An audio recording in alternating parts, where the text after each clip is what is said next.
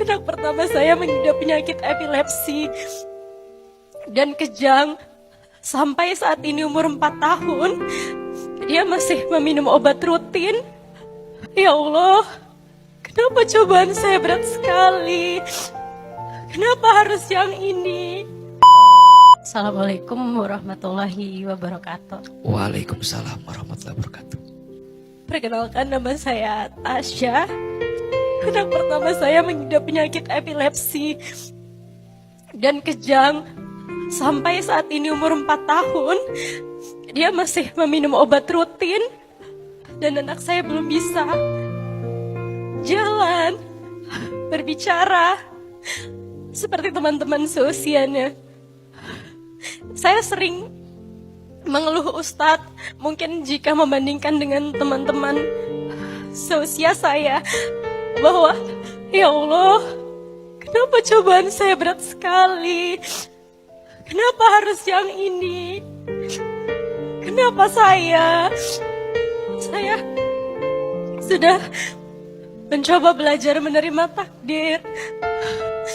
Saya coba belajar, banyak di sekeliling saya yang menguatkan bahwa itu adalah pahala, itu adalah kunci surga untuk saya dapat merawat anak saya. Namun Ustadz, saya adalah seorang public figure yang main di sosial media juga. Namanya di sosial media, mungkin ada orang yang suka dan tidak suka. Dan saya sering sekali merasa terjatuh dan hina ketika orang yang tidak suka dengan saya berkata bahwa itu adalah karma dari perbuatan saya, dari dosa-dosa saya. Jadi saat ini saya masih labil dalam menerima takdir. Dan saya masih ada perasaan untuk iri, cemburu kepada teman-teman yang tidak menerima takdir seperti saya untuk memiliki anak yang mungkin berkebutuhan khusus. Kira-kira begitu, Ustadz. Lalu kira-kira saya harus bagaimana, Ustadz? Terima kasih sebelumnya, Ustadz. Saya ucapkan wassalamualaikum warahmatullahi wabarakatuh. Ada dua hal yang ingin coba Ahilman berikan jawaban terkait pertanyaan atau perasaan dari Mbak Tasya yang barusan disampaikan. Satu, tentang ujian.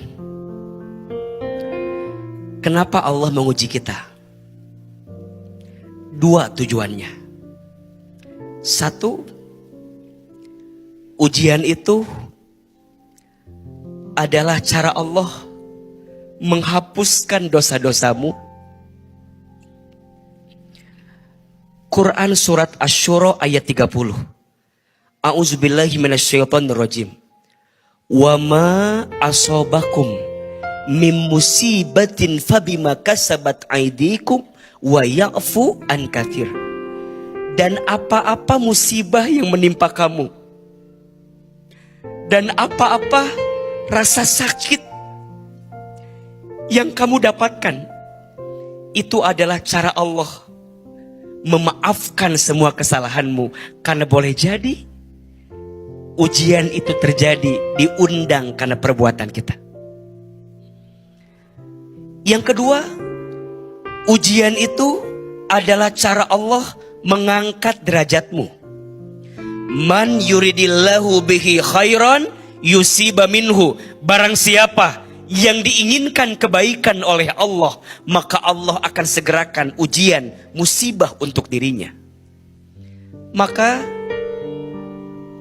Mbak Tasya dan semua teman-teman yang sedang diuji, tataplah ujian itu adalah cara Allah menghapuskan dosamu. Dan yang kedua, ujian itu adalah cara Allah mengangkat derajatmu. Sampai kapan Allah menguji kita? Sampai kata Allah, kamu tambah kuat, kamu tambah hebat dengan ujian yang Allah hadirkan. Dan ingat, pohon itu makin tinggi anginnya, makin apa? Makin kencang. Bukankah para nabi diuji dengan ujian yang luar biasa? Dan jangan kaget ya,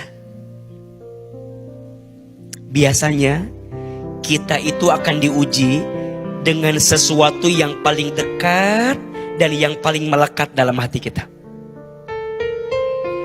Ujian yang paling berat biasanya akan berangkat dari sesuatu yang paling dekat dan paling melekat dengan hidup kita. Ada yang diuji dengan pasangannya. Pasangannya baik, diuji sama mertuanya. Mertuanya baik, diuji sama iparnya. Betul? Iparnya baik, semuanya baik, diuji sama anaknya. Terus. Jadi sifat ujian itu, makin Allah beri ujian, lulus ujian lagi, lulus ujian lagi, lulus ujian lagi, lulus ujian lagi. Kakak, Batasya, mungkin ujian anak yang dihadirkan ini adalah cara Allah melembutkan hatimu. Kalau semuanya sempurna, maka di mana kita mendapatkan pahala yang sabar tadi? Allah kasih kita nama baik, Allah kita kasih paras yang cantik, Allah kasih kita keuangan yang cukup. Tapi kenapa diuji dengan anak? Iya, babnya di situ yang membuat engkau mengerti bahwa masih ada fase untuk kamu melapangkan hati. Kalau nerima yang baik-baik aja biasa. Kalau kita ridho dengan yang kita inginkan biasa. Justru bab ridho itu hadir karena kita belajar untuk nerima walaupun yang datang tak sesuai dengan keinginan kita. Apa balasannya? Surga. Sakit menghapuskan dosa. Sakit jadi sarana mendekat kepada Allah. Sakit jadi sarana makin dekat dan taat sama Allah. Maka izin ya, biasanya kalau teman-teman ingin mudah menangis dalam berdoa, ingat rasa sakit yang pernah kita rasakan. Tapi biasanya ketika seseorang itu dibentur, dibentuk, ditempatkan, dibanting, terpelanting pada keadaan yang lebih baik. Tasya, jangan pernah membenci takdirnya Allah. Anaknya kakak yang dikasih nikmat sakit, pahala surga buat Kak Tasya. Harus jadi ibu yang kuat. Untuk semua para ibu, belajar jadi ibu yang kuat. Kenapa Ustadz? Ibu itu mulia. Ibu itu dimuliakan. Bahkan Allah menempatkan surga di telapak kaki siapa? Ibu. Ada 5 air yang ibu keluarkan untuk anaknya, yang tak akan bisa digantikan oleh anaknya. 1, air ketuban saat ibu mengandung anaknya. 2, air darah saat ibu melahirkan anaknya. 3, air susu saat ibu menyusui anaknya. 4, air keringat saat ibu merawat membesarkan anaknya. 5, air mata saat ibu menangis mendoakan anaknya. Batasya, percayalah, air mata yang pernah keluar, doa-doa baik yang pernah terucap untuk anak yang sedang sakit adalah cara Allah menjadikan Batasya di antara hamba yang dicintai oleh Allah Subhanahu wa taala. Kita boleh diuji dengan ujian apapun, asalkan dengan ujian itu membuat Allah makin mencintai kita. Setuju? Dan yang kedua, Batasya, kita tidak akan bisa menyenangkan semua orang. Jangan sibuk menyenangkan semua orang. Kita tidak diperintahkan menyenangkan semua orang. Tapi yang pasti kita diperintahkan untuk tidak menyakiti setiap orang.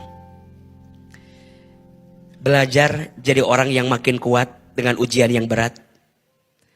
Belajar tumbuh dalam kebaikan. Mulai hari ini tatap ujian sebagai cinta kasih sayangnya Allah untuk hidup kita. Semoga bisa lebih ridho, lebih belajar pelan-pelan walaupun berat. Dan pulang dari sini nanti peluk anaknya, jangan lepaskan. Itu kado terindah yang Allah hadirkan. Kita menganggap itu sesuatu yang berat, tapi justru dengan yang berat itu Allah semakin dekat. Salam sayang AA buat anaknya, buat keluarga besar. Tepuk tangan buat Batasha yang hari ini sudah bercerita kepada kami hari ini. Semoga jawaban ini memberikan ketenangan. Amin ya robbal alamin.